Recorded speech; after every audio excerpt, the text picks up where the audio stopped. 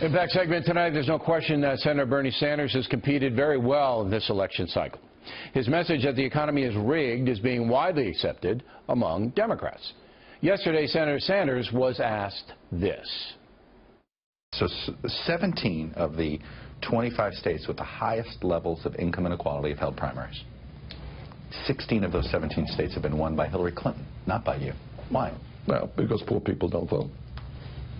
I mean, that's just a fact. That's the sad reality of American society, and that's what we have to transform. In 2014, about 32% of Americans making less than $30,000 a year showed up to vote. Joining us now from Washington, Charles Krauthammer. So let's deal with the economy first. Do you think it's rigged? No, because I think the word rigged implies some kind of conscious will on the part of those who control the economy to put down the poor.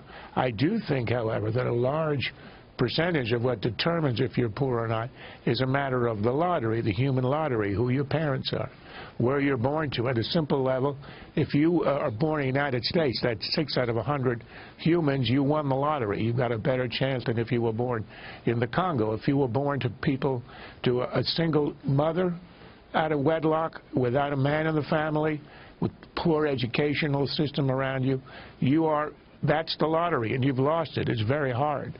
So to some extent, it's true that your life chances are not entirely in your hand. I think they are largely out of your hands.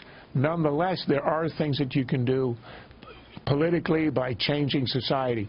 Changing the culture is extremely hard. Nobody has a good answer for that. I have a good answer for it. Oh, you do? Let's hear it. Okay, here's the answer. I think you're right about the lottery of life and determining economic success in most cases, but not all. I'm an example. I mean, I was born to responsible parents. We didn't have any money. And, you know, there was a pathway that I was shown. That's the key. So my theory is that public schooling has to lay out a pathway to little children, I mean 5, 6, 7 years old, and say, look, here's where you are in life, all right? This is what you have to overcome, and this is how you do it. And that's got to be drummed, inculcated, boom, boom, boom. That's got to be a course, along with math and spelling and English. That's got to be a course. You see what I'm talking about? No, I don't. And I'll tell you why. If you did it, you'd be called a racist. But I think it's got to be a course. It's not a course. It's not something you teach. It's something that you get by the lottery of life. I didn't say that the lottery means you have to have rich folks if you want to do well in life. What I said is you have to have the human capital. 2 parents, married, who inculcate exactly the values you're talking about. That's the most important element in succeeding in life. Society can help the kids who don't have that overcome it. With a course? Yes. Come on, are you kidding me? I did it. I did it when I was teaching high school. I taught high school in a you know, they weren't poor, but they were working class. And I basically would come in and I'd say, okay, here's 2 houses. All right, here's the nice house and here's the shack. Where do you want to live? Okay? And, of course, they'd all go, I want to live in this. And I said, well, here's what you need to do to get it. And you have to do A and B and C and D. And this is what you have to do.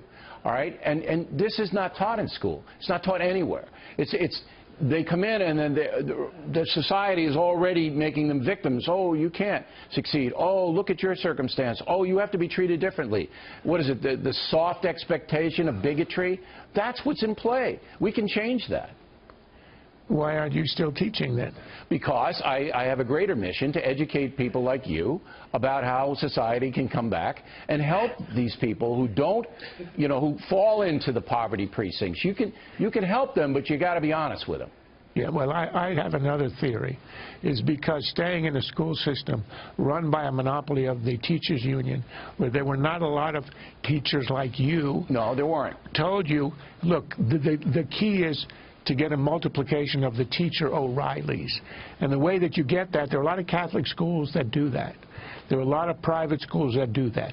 Problem, only the rich end up there, or the Catholic. Well, I taught in a Catholic school, and it wasn't rich. It was Opelika, Florida. But the point is that you have these kids in the inner city neighborhoods with no dad around, no example. That's why you have to inculcate them. They're one chance in life, and this is the only thing that you can do politically, is to give them school choice. Give them the I agree. choices that the rich people have. But even if and you it do is that, a crime that we don't do that. What the charter schools, some of them, do so well is that they have classes in reality. They have classes in success. So one of the schools here is called the Success Academy. And this is what we have to bring to the poorer precincts, or the cycle of poverty is never going to be broken. Because what you're implying that somehow, if you're taught to want something, you will do it. You know what schools have to do? Not to teach wanting, to teach reading, writing, arithmetic. It's not along with that. But they have to be motivated to learn. Right now, they are leaving the school system illiterate in an information economy where they have no chance, and that is scandalous and cruel. That's because they think they're victims, and you have to motivate. You motivate by saying this is the pathway to success. Charles, we'll continue this. I got to run now, and we appreciate it.